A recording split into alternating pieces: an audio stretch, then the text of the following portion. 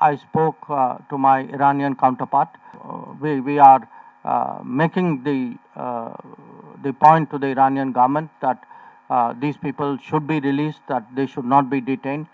लेकिन पाकिस्तान की चूंकि इस वक्त सरहदी तौर पे ईरान के साथ हम मुंसलिक हैं, सो क्या हमारे लिए कोई तशवीश की बात है इसके अंदर? कोई ट्रेड वाला जहाज होगा उसको पकड़ लिया, आपको कंटेनर होगा उसको पकड़, ये काम करते हो यार।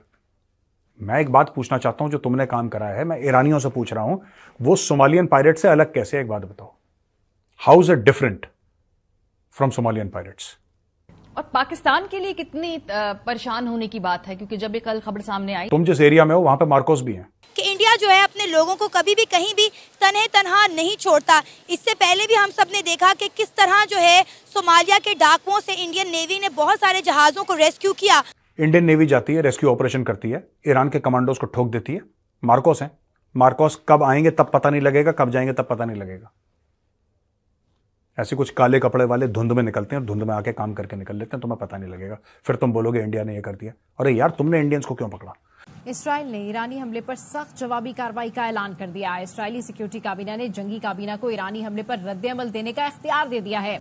देखिए, जाहिर है जैसे आप कह रही हैं, परेशानी तो होनी चाहिए और है भी। इसराइल भी जवाबी वार कर सकता है। ऐसे में क्या खित्ते में जो है वो जंग छिड़ सकती है? 17 इंडियंस को बचाने के लिए, क्योंकि हमने देखा है कि इंडियंस किसी मुल्क में फंसे हो, हमेशा इंडिया जो है वो मदद करता है अपने लोगों की, उन्हें वहाँ से बचा कर लाता है। The free guarantee from Modi is whatever trouble you are in, we are there for you.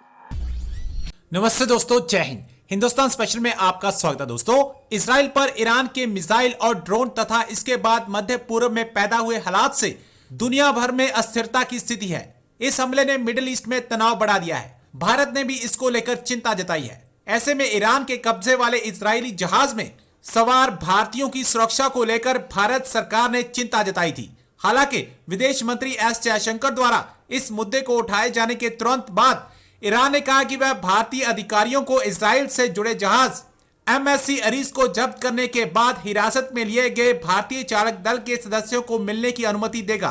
यह खबर ऐसे वक्त में आई है जब विदेश मंत्री एस जयशंकर ने हाल ही में ईरान के अपने समकक्ष हुसैन अमीर अब्दुल्लाहिन से बात की थी। इस दौरान उन्होंने भारतीय नागरिकों की रिहाई का मुद्दा उठाया था। दूसरी तरफ पाकिस्तानी मीडिया ये चर्चा कर रहा है कि अगर इसराइल ने ईरान पर हमला किया तो इसका असर पाकिस्तान पर भी हो सकता है, क्योंकि ईरान की सरहद पाकिस्तान से मिलती है। जैसा कि आप सब जानते हैं कि ईरान ने एक बहुत बड़ा हमला किया है इसराइल के ऊपर। इसी दौरान ईरान ने एक इसराइली जहाज कैप्चर कर लिया है जिसमें 17 इंडियन भी मौजूद हैं।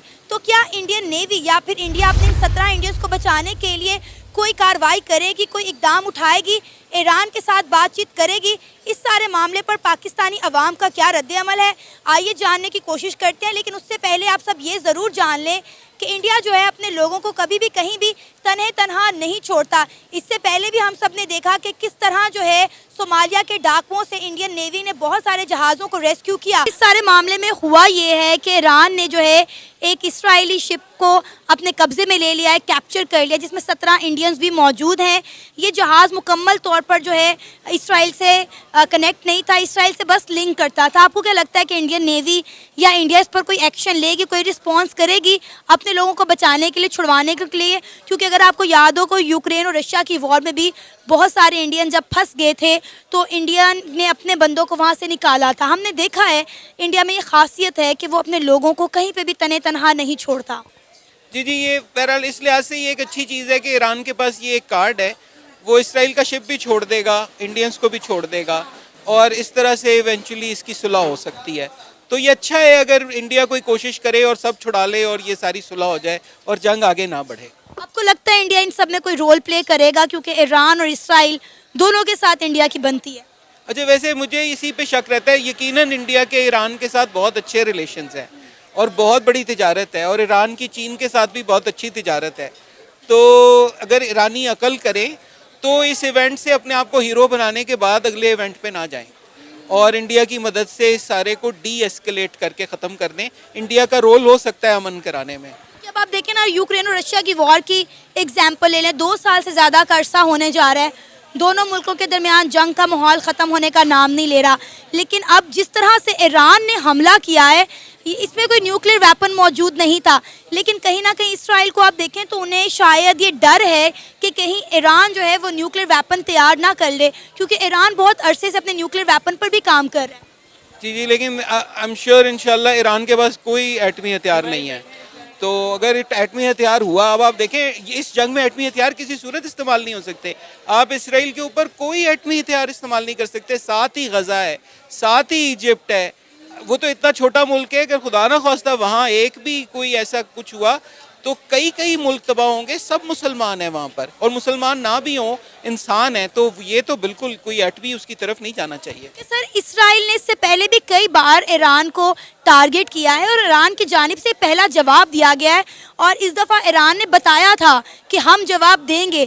जवाब देने में उन्होंने थोड़ी देर ज़रूर लगा दी, लेकिन उन्होंने जवाब भरपूर तरीके से दिया, और जिस तरीके से जवाब दिया पूरी दुनिया हैरान हो गई है।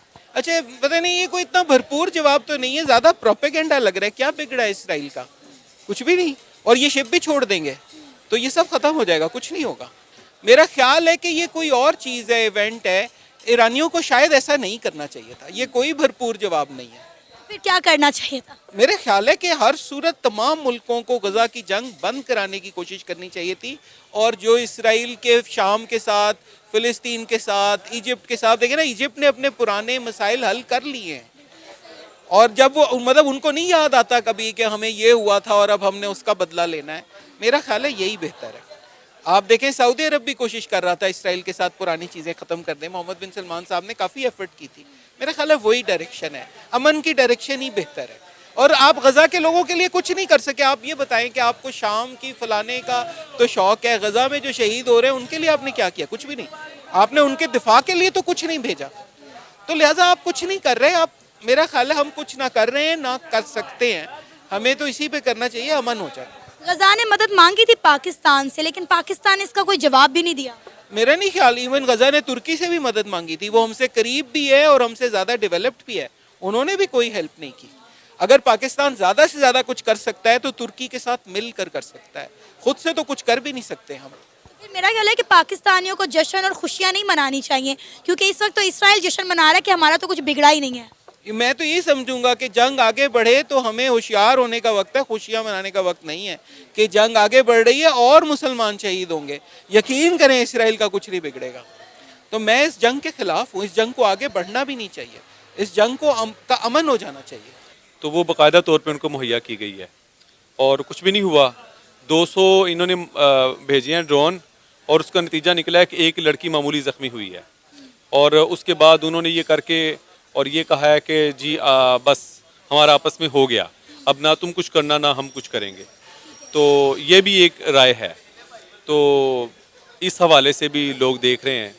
तो बहरहाल इतनी कबल अज़ वक्त है ये कहना कि ये तीसरी आलमी जंग है, बस हम यही कहेंगे।